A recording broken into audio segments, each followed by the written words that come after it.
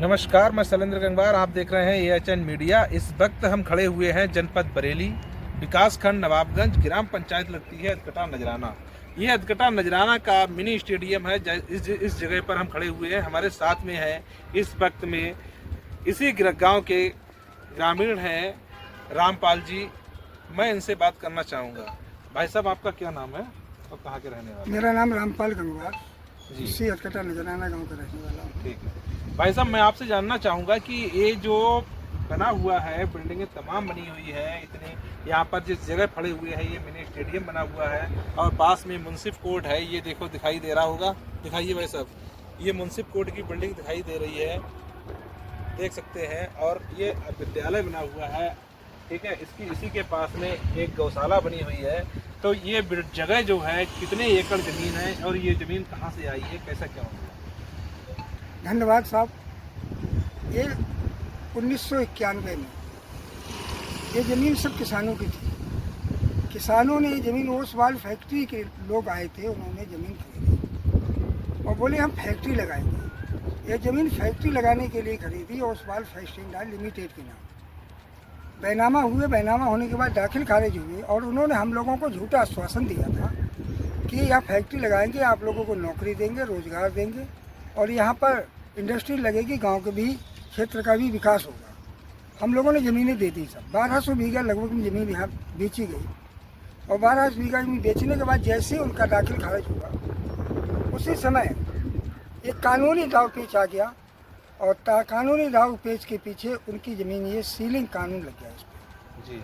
Ceiling 1950 की धारा 154 जिम्मेदारी उन्मूलन एक्ट के द्वारा ये सारी ज़मीन उनको ओसवाल की सीलिंग एक्ट में निकाल दी गई। 12.5 एकड़ ज़मीन छोड़ दी।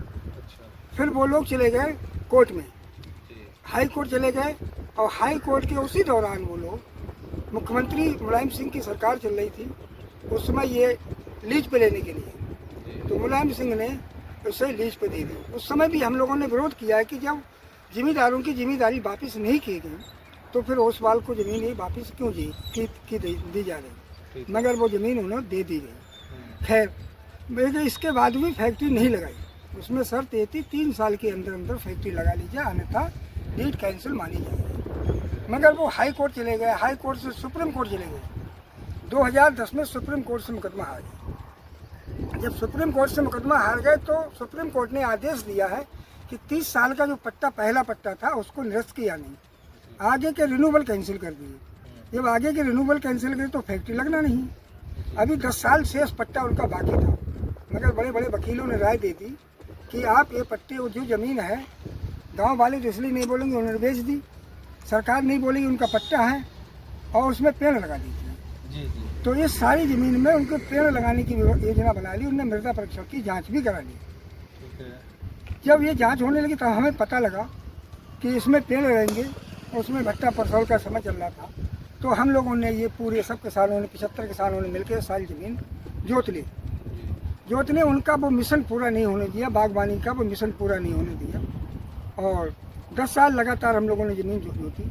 2019 में माननीय स्वर्गीय केसर सिंह गंगवार उसमें विधायक हुआ करते थे, उन्होंने ये शासन से लीज कैंसिल करा दी। जब शासन से लीज कैंसिल हो गई तो ये सारी ज़मीन राज्य सरकार में फिर पुनः दर्ज हो गई।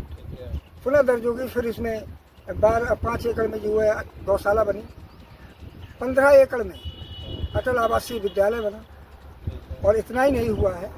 अटल आवासीय विद्यालय बनने के बाद में मुंसिफ कोर्ट बना है, ये मिनी स्टेडियम बना है और इतना ही नहीं है, एक यहाँ पे ITBP के लिए भी जगह दी गई है और बच्चों वाली जेल सुधार, बाल सुधार गृह, उसके लिए भी ज़मीन दी गई। अच्छा, वो ज़मीन अभी इस समय कहाँ है? वो ज़मीन यहाँ पे मौजूद है, खाली पड़ी हुई है, खाली पड़ी हुई है। अच्छा। और इतना ही नहीं है, यहाँ पे एक गैस की एजेंसी भी, CNG गैस के लिए प्लांट भी आ गया है। अच्छा, जो पत्थर लगाया तो वो गांव के किस नाम से लगा हुआ है, क्या है? ऐसा है साहब, ये हमारा दुर्भाग्य है। हम लोगों ने 30 साल तक कठोर संघर्ष किया इस ज़मीन के लिए और ये ज़मीन सुरक्षित करवाई। पहली तारीख के लिए माननीय हमारे प्रदेश के मुखिया योगी आदित्यनाथ जी आए इस अटल आवासीय विद्यालय का उद्घाटन करने के लिए। तो उसमें सभी हमारे क्षेत्रीय नेताओं ने अपने अपने होर्डिंग लगवाए और दुर्भाग्य हमारा ये रहा, किसी होर्डिंग पे किसी भी हमारे क्षेत्रीय नेता ने ग्राम अटकटा नजराना का नाम नहीं डलवाया। इतना ही नहीं हुआ, जो संबोधन किया था नेताओं ने तो उसमें नाम बोला गया था? नहीं। दूसरा इतना ही नहीं हुआ था, जी। माननीय मुख्यमंत्री जी के सामने फिलिप्स लगा था, उस पर भी नाम नहीं लगा, नहीं पड़ा था, ग्राम पंचायत का नाम नहीं था। ग्राम पंचायत का नाम था। और इतना ही नहीं हुआ था जी। कि जो शिलापट लगा था, उद्घाटन किया था, उस पर भी ग्राम अटकटा नजराना का नाम नहीं है। जबकि ग्राम अटकटा नजराना के अंदर बिल्डिंग बनी हुई है। बिल्डिंग बनी हुई है, सारी जमीनें, हमने 30 सालों से संघर्ष किया इसके लिए। आज हमने इसलिए किया कि हमारा नाम जो है, हमारा पूरे देश में, पूरे प्रदेश में ग्राम अटकटा नजराना का नाम रोशन होगा। इतनी जमीन है, गांव के किसानों को ना तो रोजगार मिला, ना कोई फैक्ट्री लगी, और जो बिल्डिंगें बनी, जो ऑफिस बने हैं, उसमें भी हमारा गांव के नाम हटा दिया गया। ये हमारे दुर्भाग्य की बात है, और इसकी हम मांग करते हैं कि जल्द से जल्द इस पर जो है शिलापट पे नाम खुदवाया जाए, अन्यथा हम बहुत लंबी लड़ाई लड़ेंगे, चाहे मुख्यमंत्री जी के यहाँ जाना पड़े, चाहे धरना प्रदर्शन करना पड़े, इसको नाम खुदवा के ही रहेंगे। बहुत बहुत धन्यवाद। लाल जी ग्रामीण जिन्होंने बताया है कि अटकटा नजराना के अंदर हम जो खड़े हुए हैं, यहाँ पर इतनी जो जमीन थी 15 एकड़ ना, 15 अटल आवास जो विद्यालय बना हुआ है, अटल आवासीय, ये विद्यालय 15 एकड़ जमीन के अंदर बना हुआ है। इस जमीन को लाने के लिए बहुत 30 साल लगभग में लड़ाई लड़ी थी और काफी प्रयास किया था। यहाँ के इन्होंने बताया है जो पूर्व विधायक हुआ करते थे स्वर्गीय केसर सिंह गंगवार जी, उन्होंने इस विद्यालय को लाने का पूरा प्रयास किया था। ये विद्यालय जो है कितनी लागत से बना था? ये 73 करोड़ 25 लाख की लागत, 73 करोड़ 25 लाख की लागत से ये विद्यालय बनाया गया था। इस विद्यालय का उद्घाटन करने के लिए मुख्यमंत्री प्रदेश के मुखिया योगी आदित्यनाथ जी आए थे, जिन्होंने 1 तारीख के लिए इसका उद्घाटन किया था। और उद्घाटन करने के लिए जो शिलापट लगाई गई थी, जिसका जो फोटो लिया गया था, जो जिसपे माल्यार्पण किया गया था ना, जी। हाँ, तो उद्घाटन जो हुआ था, उस उद्घाटन में ग्राम पंचायत अटकटा नजराना का नाम ही नहीं था। ये बड़ा ही दुर्भाग्यपूर्ण बात है, इन्होंने ऐसा बताया है। अगर उस शिलापट के अंदर दोबारा से ये सुधार नहीं होता है, ग्राम पंचायत का नाम नहीं आता है, तो ये फिर से लड़ाई लड़ेंगे और मुख्यमंत्री जी के पास पहुंचेंगे। मैं शैलेंद्र गंगवार, एएचएन मीडिया, नवाबगंज, बरेली।